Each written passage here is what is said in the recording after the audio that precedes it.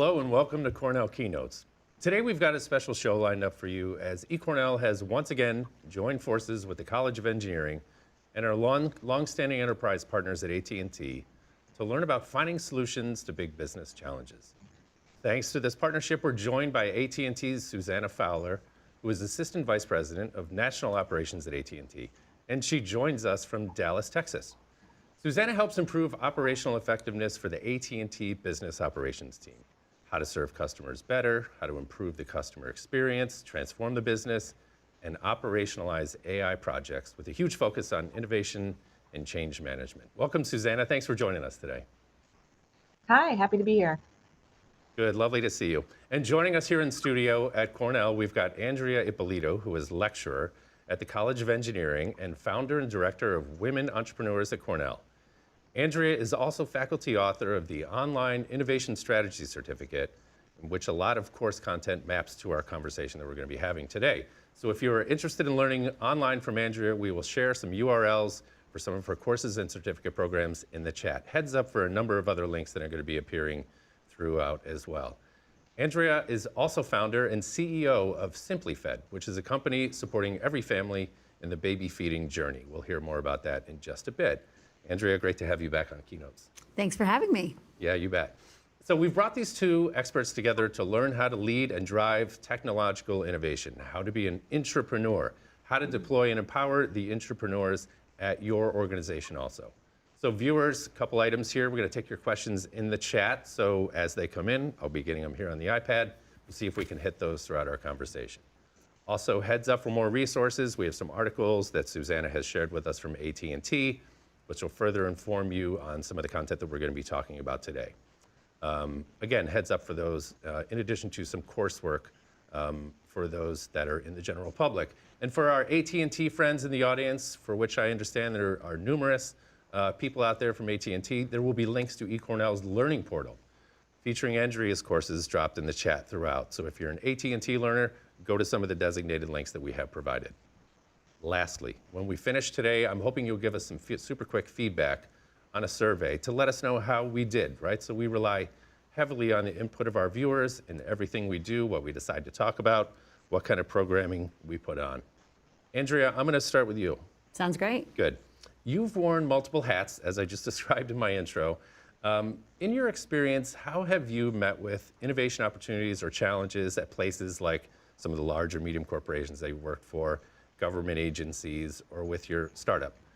Are there core principles that are transferable that you hold on to that guide you through whatever endeavor you're embarking on?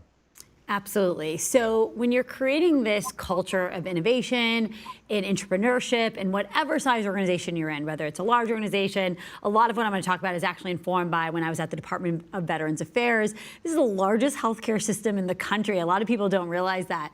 And so we spend a lot of time thinking about how do we design our innovation strategy and how do we do so with our employees' needs in mind, with the ultimate goal of serving our customer. So there's a few key principles that I always say you have to keep in mind. One is you have to be very clear about your innovation intent.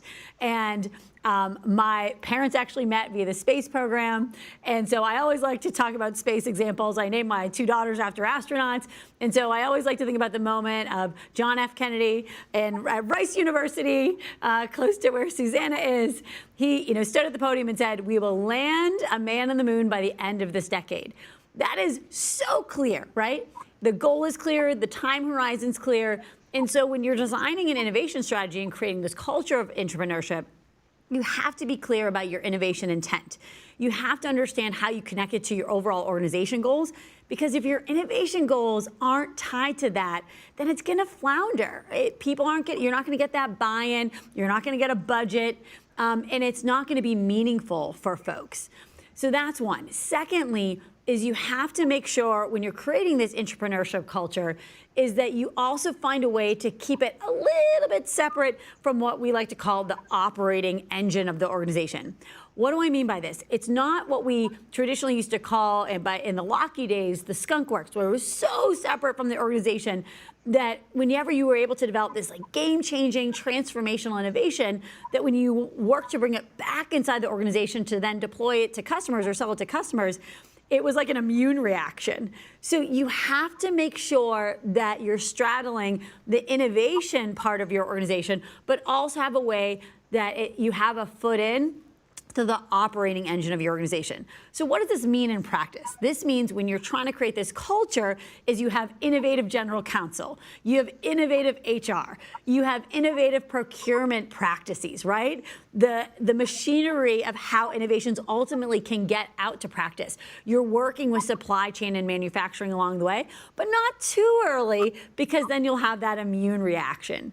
And then the last thing is you have to measure what matters when you're working in this culture of entrepreneurship, because ultimately, if it doesn't deliver back that return on investment to the organization, then it's going to be DOA and you're not going to get that continued funding, or you're going to bloom 1,000 flowers, but nothing is going to hit reality. So you need to measure what matters to your organization and identify those KPIs from the start. And maybe you don't hit all of them, and there is a high failure rate here, but that's okay. You got to measure what you can meaningfully share to your leadership.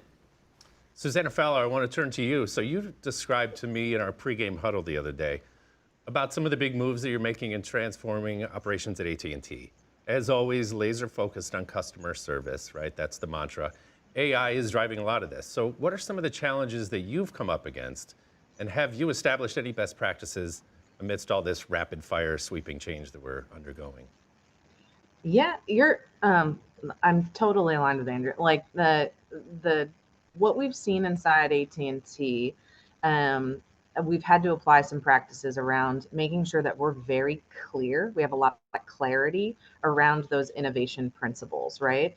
Ultimately, we don't want to get lost in the tech. The tech is an enabler, and we want to stay hyper focused on the human experiences and the business outcomes, right? Both for our employees and for our customers.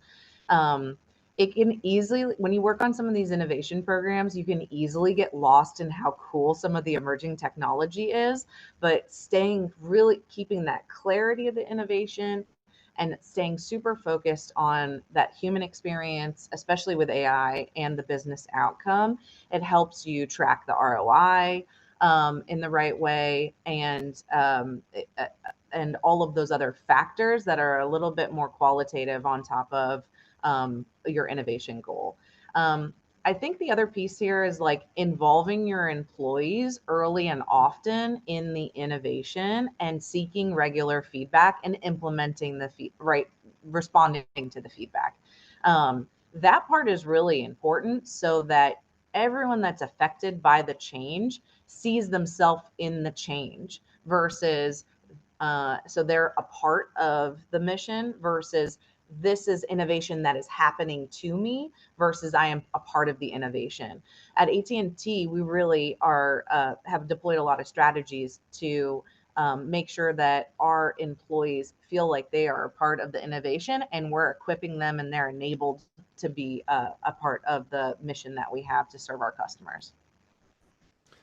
So I want to stick with you, Suzanna. You know, we were talking also a moment ago that everyone's having to learn really fast, right? The business environment is requiring it. This is a horse race.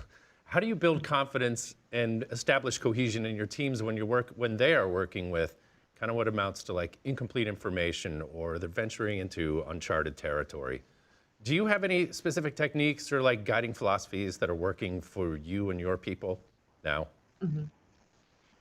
First thing I would say, with the pace of change that we have going on, change management in organizations, while sometimes ignored, is actually a really important function within any organization that is trying to accelerate their innovation strategy.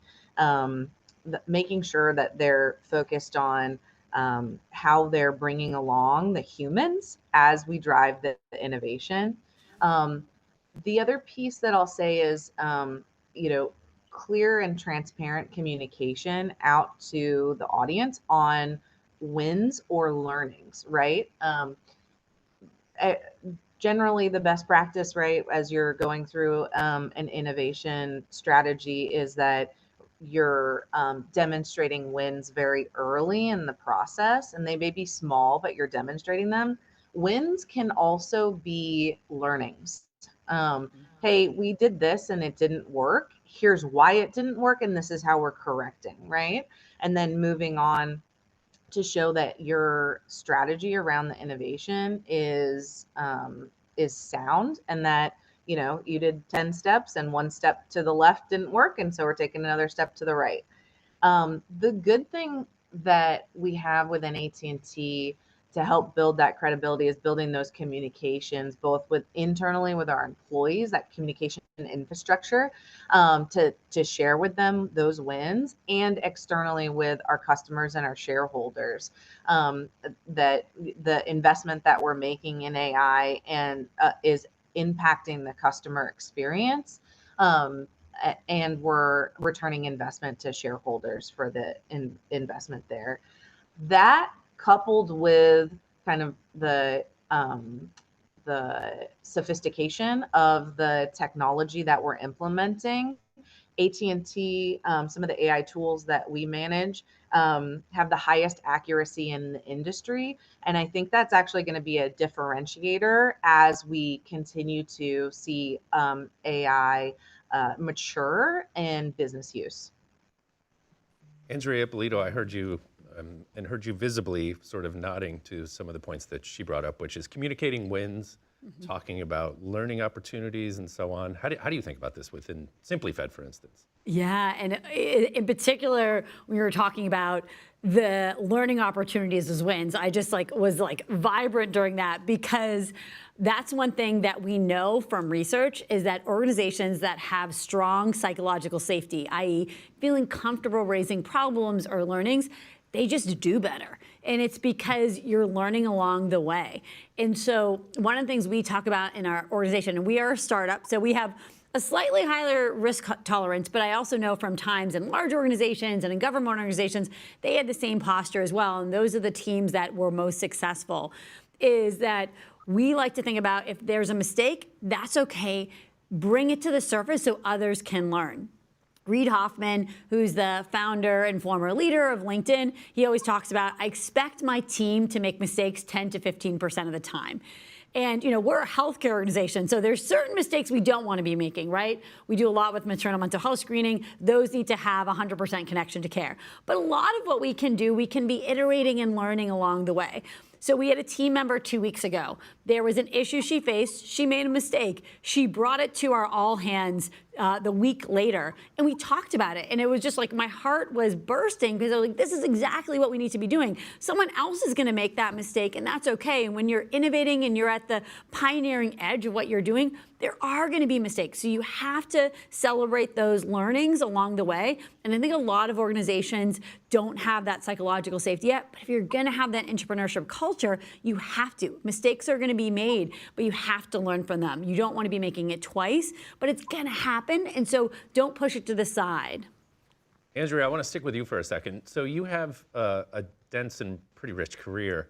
What was it like moving from a corporate space to a leaner entrepreneurial startup space? You talked a little bit about this moments ago, but I want to ask you if there's continuity in how you approach and how you encourage innovation, like proving and validating concepts across industries, right? In your experience, I'm thinking about our viewers who are either established and thinking about doing things differently or moving across industries. Any advice on that? Yeah, and so in general, I was listening to a podcast earlier this week, and they were sharing some examples of organizations that they innovated the most when they were in periods of downtimes. And everyone always talks about the adage of necessity is the mother of invention. But holy moly, is that the case with startups? But that's been the case with most successful innovation organizations, right? Facebook had a down round, and they talk about actually that scrappiness that you create during those times actually forces you to think about what is the problem we're trying to solve using first principles, and let's be really thoughtful and creative of what that looks like. And so that's something that as a startup, we are incredibly scrappy, and it forces us to think about, what's the most efficient and effective way to meet this need of the families that we have the privilege to serve? What do they actually want? And that's actually where the really innovative thinking comes in and that scrappiness comes in.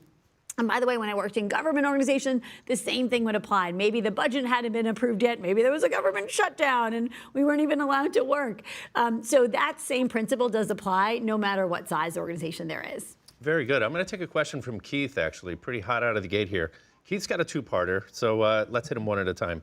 First question is, and this is to you, Suzanna, what specifically has AT&T done to involve employees in innovation? Or, you know, what's the communication, getting all hands on deck kind of approach at AT&T? And here's part two, we can hit them one at a time.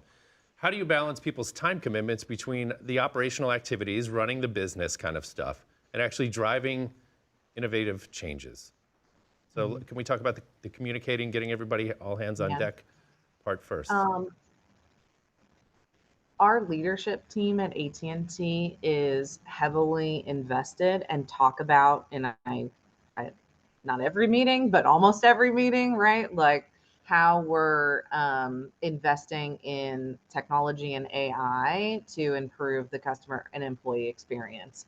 So as we go through that, it's a top-down effect, and then we work in every organization to build infrastructure to communicate to our employees that the importance of the continued learning around AI, so that we can have every employee, including our frontline employees, participating in the innovation strategies that we have.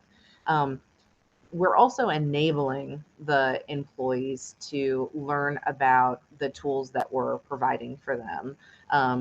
For us, right, that's self-made curriculum on our Ask AT&T platform, so that employees, the majority of our employees that have access, have real targeted tactical strategies based on their persona to implement for their daily work, and inspire them on how they can create new use cases as they learn. So that's a big one. And then as we go into like our leadership team, making sure that they are educated to a level that not only do they understand AI to a basic degree, but that they're at the point where they can understand how to apply AI solutions for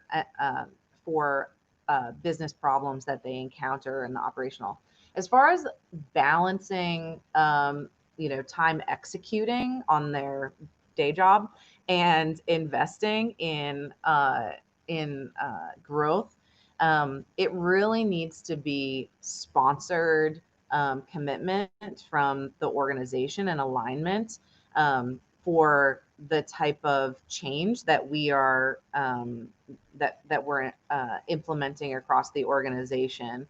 And then as individuals have come up with kind of own unique needs on how they can learn, having a supportive leadership team so that maybe they're doing, I've done all the things that are provided that get me to like general education. I work in a part of the business that I would like to have some specialized education to help serve our customers, making sure that the leadership team is supportive, which they absolutely are. So it's kind of encouraging the employees to self-help and identify those activities that will help them transform their operation, and that top-down support and enablement, and in some cases requirement to get you up to what I'll call like minimum operating speed for technology innovation. Very good. How do you think about this? Well, I just want to pick up what you just said. I love that. So we talk about like MVPs, minimum valuable or viable product, right? A lot in innovation is what's the least you need to build. And, a lot of what I focus on now is the operating side. And so I just love what you just said there about creating this minimum operating rhythm there. And it's true, just trying it on for size and seeing it how it works, and then building and scaling from there with the expectation that a lot of what's going to happen at first isn't going to work as well. So I just wanted to highlight and underline that point in particular. I thought that was very thoughtful. Perfect. Right back to you, Suzanna. So I want to ask you, you handle impact assessment coordination for the business ops team at AT&T, just to reiterate. How do you measure or demonstrate success internally, right? While keeping aligned and focus on those North Star business outcomes that you had alluded to earlier. Are you running around with specific, like, key performance indicators, KPIs, or is it not quite that simple? Um, Beyond the financial investment, this kind of takes me back to my thing of we make sure that we're hitting the business outcome, the customer experience, and the employee experience objectives that we have. Um, and there's no like one size fits all methodology for every proof of concept right now, because of the way, early wins in AI have been automation. This next wave is reinvention of business process, how we serve the customer. And I think between that and then we have the employee adoption as another factor. We also partner really closely with, we have a business agent foundry for our AT&T business team. So it's a unique partnership between our technology organization, our value creation office, and our business operations team to create this little sphere of innovation team, kind of like your center of excellence within AT&T business, so that we have the right engagement model and support with a customer centric mindset. I want to ask you about, I think you'll appreciate this one. So I was thinking about the Reid Hoffman 10 to 15%. I fully expect to see that failure rate among my people. So with rapid AI deployment, super fast like adoption, things don't, excuse me, as you know, always go as planned. We can make huge departmental mistakes and misfires. Any advice on how to pivot, right? We're using pivot kind of lightly. Let's talk about like outright failure. Throwing a serious wrench in the gears. How do you deal with these kind of things when things just aren't working? Total failure. You've got to think about how to pick up the pieces, how to keep morale going, how to reconfigure the team to get the thing done. How do you respond to failures under your purview, Suzanna? I'll hit two. So one, Okay. you should be setting such aggressive targets that you should be expecting to fail, right? Like your target is so aggressive that you're at 90%, right? Like we're aiming for the moon and with Andrea's example, and we may not hit the moon, but we're aiming for it. And so their corporate culture and, not AT&T, but I think in general, we said we're going to go meet, 70% and we're going to hit 70%. What we're saying is we're going to aim for 100 and we may land at 70. We need to make sure that we're pushing ourselves, our 75%, because we're pushing ourselves to be as aggressive as we possibly can, as fast as we can. And if you don't set an aggressive target, you're not going to be as fast at really pushing the envelope as fast how fast you can move through innovation. And then, so that's kind of the first one. The second one is like radical candor, right? I think that cultural tenet is really important in an innovation space. Call it what it is, like be honest. There's that, everybody talks about failing fast, but sometimes you fail slow, right? Like it just depends on the how fast you're moving with your program. But the radical candor that accompanies that, so that you learn from it, is the important part. And that's both to your team and up in the organization, in a large organization like ours. Can I ask you, so radical candor, does that mean allowing people safe space to talk openly and frankly about pretty sensitive issues?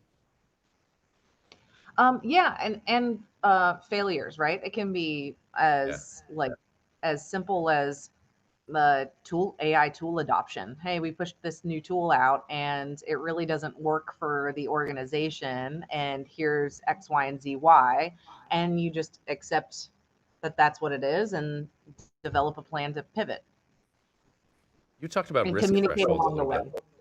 I wanted to kick it over to you in response to that. Yeah, well, in full transparency, what I'm going to share, we've completely stolen from Brene Brown's book. So over the summer, we had a retreat, and we all read this book, and we talked about what are the different cultural norms that we want to create. So in the last few months, we've been able to use these different recommendations that Brene Brown had. Okay, so one is just building on what Suzanna just said, is when there is an error, when there's a mistake, when something goes wrong, what we've done is we call it a rumble.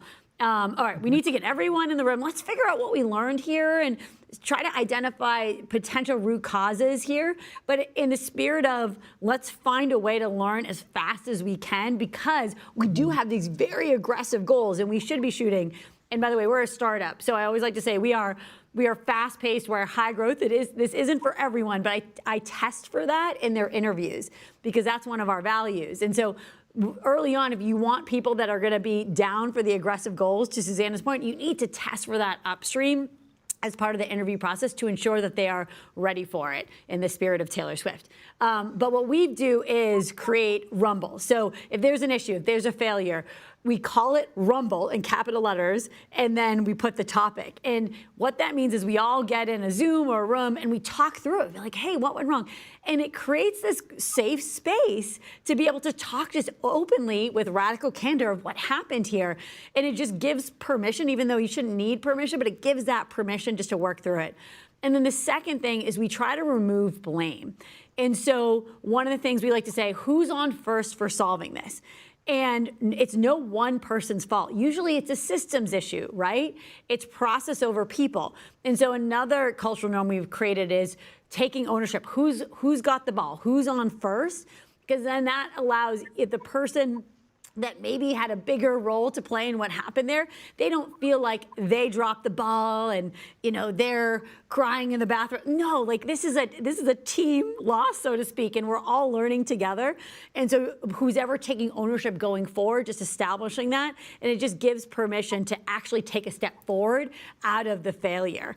And we found those two cultural norms have really changed the game with our culture, creating that psychological safety, but also feeling like people didn't totally drop the ball. This was a team loss. Now let's all solve it together and move forward. How do you, I want to get inside the process. How do you test for rumble responsiveness upstream while you're doing an interview? When you're doing what do you an do? interview. What do you do? So whenever you're doing interviews, so one of the things, I have a coach, by the way. I highly encourage folks getting a coach. At first I was like, what is this? I love having a coach because she helped me work through this, but it was like we identified our company values and our organizational values, and then we identified specific questions that we would ask as part of the interview process.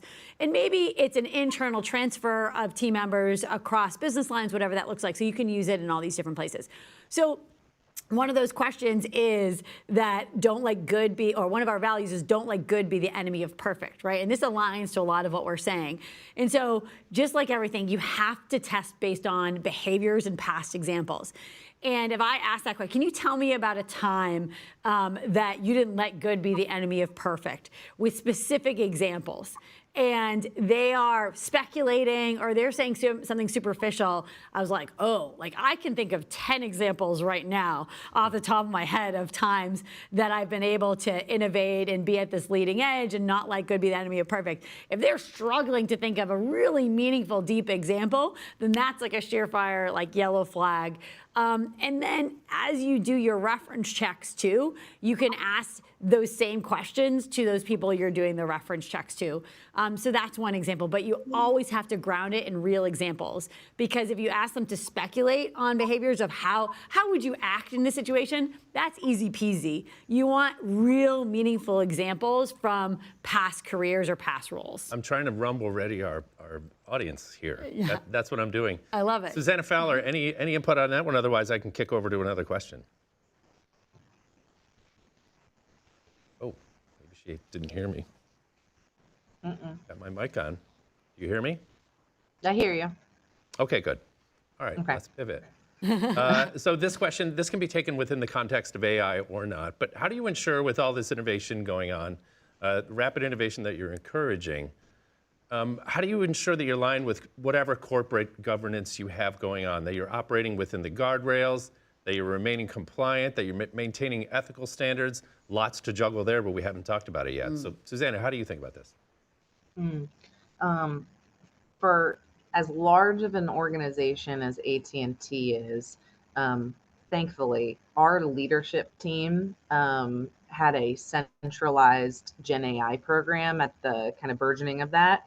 And that combined kind of the financial investment program tracking and the alignment with governance.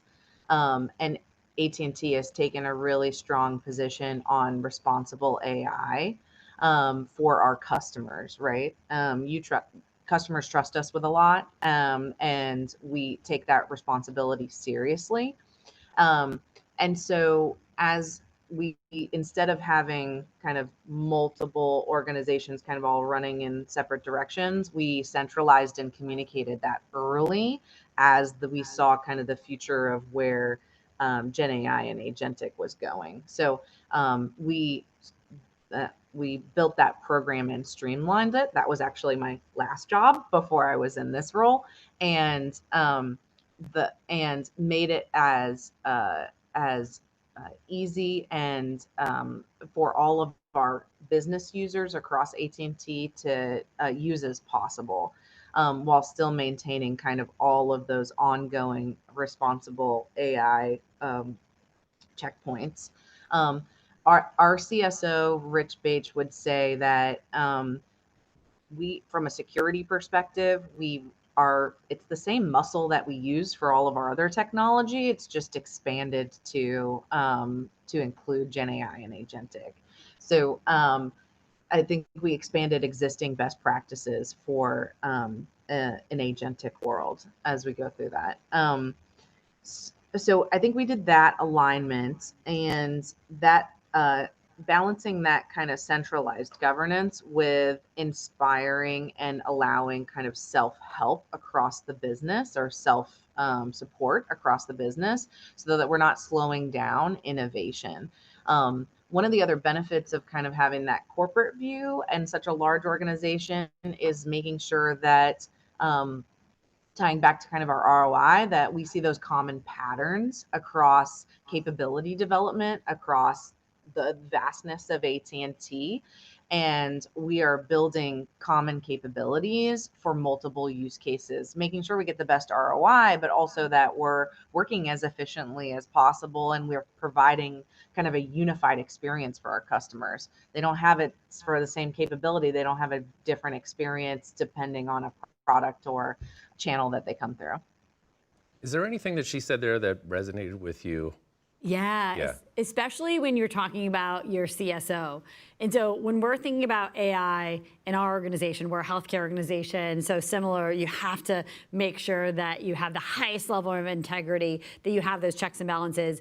And so what I like to work with the team is like, what are your concerns? What are your blockers of moving forward with, say, an agentic AI offering? And what we do is we put in those guardrails at first when you're first deploying. So for us, as an example, if we're using agentic AI and we're working with patients, we always have a human in the loop still, because that allows us to build the confidence, by the way, build that muscle and that rhythm. And so I love that you brought in the points of in our, what we call a CISO, your CSO, because oftentimes those folks in the innovation community, people don't like to bring them into the fray. And it goes back to what I was saying earlier. You can't be so separate than you're operating with them. But if you actually bring in those folks, and especially find the folks that have a more innovative posture, then there's so much interesting co-design you can do surrounding those blockers earlier to put in those guardrails.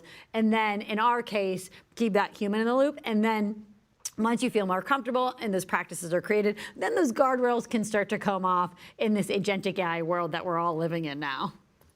What is your playbook for securing leadership buy-in? I mean, in many ways you represent leadership, but thinking about it, how should one go about that?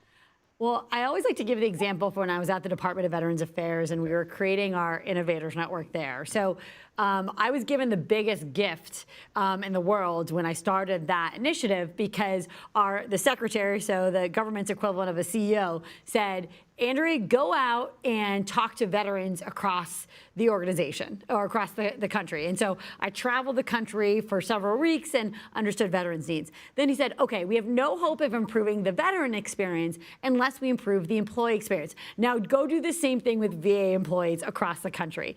And so I had this very rich qualitative data set at this point of all the needs of our ultimate customers, which are veterans and their families, and now our employees.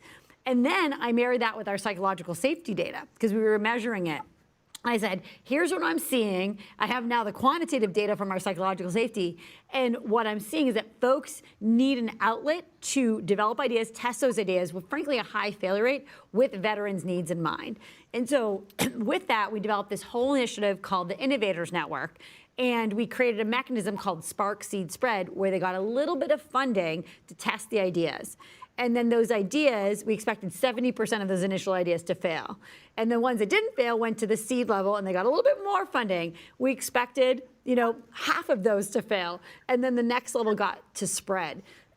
And so what you're doing is you're creating this culture of risk, but also resourcing it and identifying competencies along the way. And then what we did is we went out to all of our regions and we got executive champions across the 23 different regions. And so then when I went to senior leadership, excuse me, and I talked about this, I'm like, I have 23 of your senior leaders across the country bought into this. I've created this mechanism. Here's the KPIs. How can you say no to that? And Right. so you've established the buy-in from your customers, your employees. You've then got your middle management involved. So you've built it bottoms up. So based on what she just described, any commonalities in there for what you're seeing at AT&T, Suzanna? I'm thinking about from the customer up kind of stuff, right? Customer service is your main Yeah, thing. I think we similarly, right, as we look at kind of if I look at what is coming down the innovation pipeline now for business operations, right? There's the kind of obviously always data-driven exercise to make sure that we're investing in the right places, but also making sure that we are taking all of the interviews, right, side by sides with our frontline employees and our customers, and coupling those together to prioritize what's in the pipeline. So it's both. It's kind of going up and down. The other thing I would say is I think getting that leadership buy-in is kind of the first thing with that package, and then proving it fast. Like not, hey, I'm going to deliver you something in 6 months or 12 months. Like, I'm going to deliver you something next week. Like very, very fast proof that what your theory is can be actualized. Love that. Very good. Andrea, I want to turn to you. Did I freak you out with the next week comment? I love that, Been by there. the way. I think that was so right on. And just over communicating the wins along the way, that is the best way to get buy-in. Nice one. I want to ask both of you in sequence. Andrea, let's start with you. So can you describe some qualities or skills that might enable or empower our viewers to become better entrepreneurs themselves, or leaders that can position themselves to be more encouraging and innovative and cultivating a culture of entrepreneurship within the organization? Yeah, and so I think some of the themes that we've talked about to underline and summarize is, one, start with your customers' needs and make sure you have those very crisp and crystal clear. Then start with your employees' needs and understand what's going to be the best way, what's going to make the most impact so that they have a very positive employee experience surrounding innovation. Third is you have to find your partners in all the different parts of your operating engine that can help you usher this forward. Whether that's your CSO, whether that's HR, whoever that is, find your partners in that operating engine along the way. And then the last thing is be very clear and put it in a box, and maybe a box with dashed lines, I'll say, of like what you're going to start with, and then deliver it urgently, aligned to whatever organizational goal that ties to, because people want to see ties to KPIs. So one of the new products that we've built that we just pushed out, we've been able to show that this very dramatically improved our conversion rate, very dramatically for our partner that we work with in this, improved their reduction of cancellations and improved their shipment rates. And those were KPIs, to Suzanna's point, they were able to show within a week. And that just gets that buy-in faster, and then people want to work with you. And by the way, there was to do that, we made a ton of mistakes. It was very aggressive. It was very urgent, and everything wasn't perfect, but going back to you can't let good be the enemy of perfect. So just create that culture of just putting something out before it's ready, a little bit too early, because then you need to get that feedback so that you can iterate and then put it back in, and it'll back out, and it'll be much better the next time, and you keep on iterating and going from there. And so don't be afraid to put something out before it's ready. And in fact, there was a quote, I forget who said it, but you should be a little embarrassed when you put it out, right? Because it's not perfect. And that definitely is something that we've taken internally to do. Suzanna Fowler, I see you nodding in agreement. Any comments on what Andrea just said?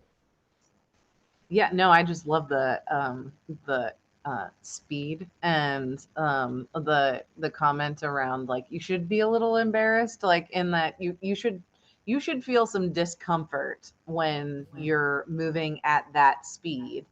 And when I think about skills that are needed, there's a grit that's required to be able to tolerate that type of discomfort over a period of time that is very, very important for our innovation drivers. And whether you're in a startup or you're in a massive corporation, like, it is, it can be very over time that you need that grit, because it can be very challenging to sustain. And there's a whole bunch of different strategies to, like, build grit. Angela Duckworth has a great book about it. But I would say kind of maintaining customer focus is the first one, grit being the second one, the honesty or radical candor, right? There is not, when you're moving at that speed, there's not really time to be like, to sugarcoat anything, right? Like, just say what it is and then what the solution is, and move on. The last thing that I think is really important, and we talked about this in the pre-show a little bit, was like self-awareness around change. So I think self-awareness is going to be more and more important on, like, how you learn, what type of learner are you, how you deal with change. As we continue to accelerate the pace of change for everyone. We were using this internally the other day of, like, can you imagine the example of everything that you interact with digitally has an update daily, right? Like, there's some, UI changes, there's a new button, there's right, like that type of pace of change, like, how do you react to that? Like, that's a good gut check for yourself on, like, holy cow, if everything I interact with digitally right now, like, changed every day, how would I feel? That self-awareness, and then applying strategies on how to deal with that for yourself based on your unique needs is really going to be important. Thank you. Very wise words from both of you. We have a number of resources to share with the audience here, so I want to itemize them as we go here. Suzanna, you shared with me an article on LinkedIn and some resources that you've provided for how AT&T goes about this business, right? So we'll share this with the audience. We're going to share the Simply Fed URL as well, so we can get further understanding on what Andrea is involved in addition to coursework that you can do, that you can take. From Andrea Ippolito herself here. We're going to provide a couple of URLs for the general public, the Product Management 360 URL, and for our AT&T audience, same deal, where you can access those courses at the Learning Portal. Same for Innovation Strategy, both for AT&T and otherwise. I want to thank you two for coming on the show today. It's been really lovely. Thanks for having us. This was so fun. Great to have you, Suzanna Lovely Fowler. Conversation. Thank you. I want to thank our audience for joining us. I should mention that this is being recorded. You can view this at the same URL, and I encourage you to check us out on YouTube, LinkedIn, et cetera, wherever you watch content like this. So thank you so much. We'll see you on the next Cornell keynote.